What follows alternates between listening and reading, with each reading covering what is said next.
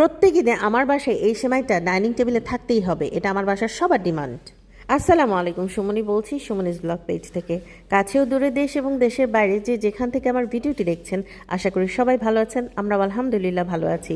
এই জায়গাটি দেখছেন, এটি একটি সমুদ্র আমার বাসার পাশেই। আর সমুদ্রের পাশে দেখুন একটা ব্রিজ দেখা যাচ্ছে, তাই না? এত ভালো লাগে। আফ্রিকায় এসে কিন্তু আমি খুব সুন্দর সুন্দর দৃশ্য দেখিয়েছি আপনাদেরকে এর মধ্যে। আর সমুদ্র মানে আমার কাছে ভালোবাসা, অনেক ভালো লাগে। আপনাদের নিশ্চয়ই এর মধ্যে ভালো লেগেছে। তো যাই হোক, দেখতে দেখতে রোজা চলে যাচ্ছে, 10 রোজা সামনে, কিন্তু দেখতে দেখতে ঈদে চলে আসবে। তো এর মধ্যে আমি আফ্রিকায় এসে অনেক দিন পর সেমাই পেয়েছি। আর সেমাই পাওয়ার পর সাথে সাথে আমি এক প্যাকেট রান্না করে ফেলেছি। প্রথমে ভাবছিলাম যে রান্না করব না, ঈদের দিন রান্না করব, কিন্তু আপনাদের ভাই বলেছে আরে আমি তো সেমাই পেয়েছি, তার মানে পাওয়া যাবে এখন থেকে, এমন না যে পাওয়া যাবে না, তো তুমি রান্না করে ফেলো। তো আমি এক প্যাকেট নিয়ে নিয়েছি। এর মধ্যে আমি ঘি, গরম মশলা আর সেমাইটা এইভাবে ভেঙে দিচ্ছি। আসলে কি, এই সেমাইটা আমার বাসায় এত পছন্দ করে সবাই, বিশেষ করে রোজার দিনে।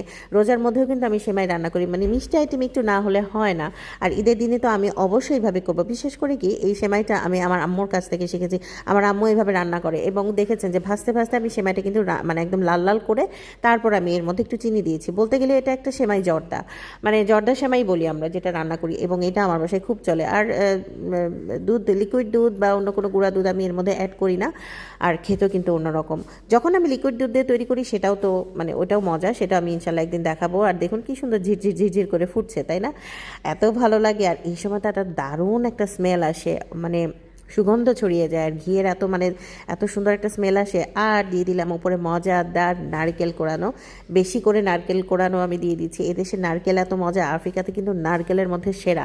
কিছু কিছু খাবার আছে যেমন বাদাম, নারকেল, মানে এগুলোতে একদম সেরা। তো যাই হোক, নারকেল আমার বাসায় থাকেই, নারকেল দিয়ে দিয়েছি বেশি করে। আর দিয়ে দিয়েছি বাদাম আর কিশমিশ। বাদাম আর কিশমিশ আমি একটু ঘিয়ে হালকা করে একটু ভেজে নিয়েছিলাম, সেটা আর দেখালাম না।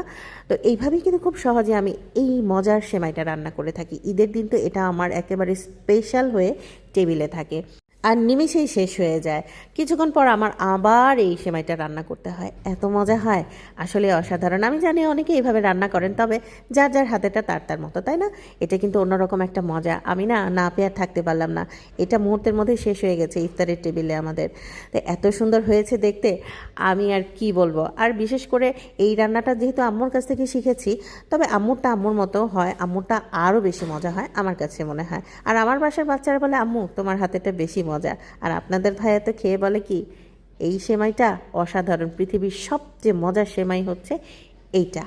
এত মজা হয় কি আর বলবো। আপনাদের কাছে কেমন লেগেছে অবশ্যই কিন্তু কমেন্ট করে জানাবেন। আর হ্যাঁ, বেশি বেশি করে নারকেল, বাদাম, কিশমিশ এগুলো দিলে কিন্তু অন্যরকম একটা মজা হয়। আর সামনে ঈদ আসছে, এটা কিন্তু ঈদের জন্য স্পেশাল একটি সেমাই তৈরি হয়ে গেল। আজ এ পর্যন্তই। আসসালামু আলাইকুম।